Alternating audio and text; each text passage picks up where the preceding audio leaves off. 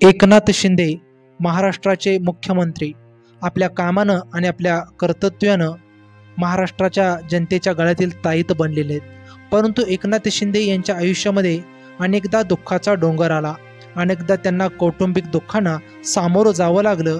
त्याच्यातील सर्वात दुःखद प्रसंग म्हणजे त्यांची 2 मुलं स्वतःच्या डोळ्यात देखत त्या ठिकाणी बुडून मृत पावली। हो, ही घटना सत्य आहे मित्रांनो। 2002चा काळ, एकनाथ शिंदेंची मुलं त्या ठिकाणी पाण्यात बोटिंग करत होती। बोटिंग करत असताना बोट पलटून त्या ठिकाणी अपघात झाला आणि त्या अपघातामध्ये शुभदा आणि दीपेश नावाची एकनाथ शिंदे यांची 2 मुलं त्या ठिकाणी मृत्युमुखी पडली। मुळात त्या ठिकाणी दीपेश नावाचा 11 वर्षाचा मुलगा होता आणि 7 वर्षाची शुभदा नावाची कन्या।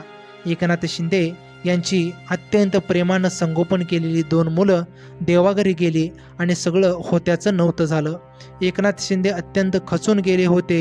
एकनाथ शिंदे यांनी ठरवलं होतं इथून पुढचा वेळ कुटुंबाला द्यायचा, पत्नीला, आईवडिलांना आणि एकुलता एक मुलगा श्रीकांतला द्यायचा। आणि एकनाथ शिंदे यांनी संपूर्णतः राजकारणातून संन्यास घेतला। परंतु त्यांना धर्मवीर आनंद दिघे यांनी मार्गदर्शन केलं, हिंमत दिली, ताकद दिली आणि पुन्हा एकदा राजकारणामध्ये घेऊन आले।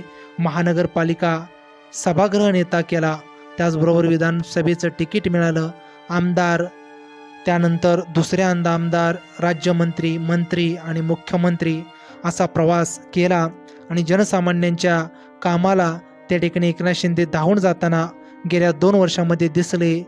त्यामुळे एकनाथ शिंदे यांच्या आयुष्यामध्ये अनेक अडचणी आल्या, अनेक संघर्षांना एकनाथ शिंदे यांना तोंड द्यावं लागलं।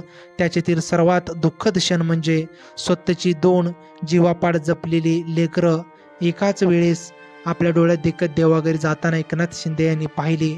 असा आयुष्यात कोणाच्याही प्रसंग कधीच न येवो, हे एकनाथ शिंदे वेळोवेळी देवाकडे प्रार्थना सुद्धा करत असतात।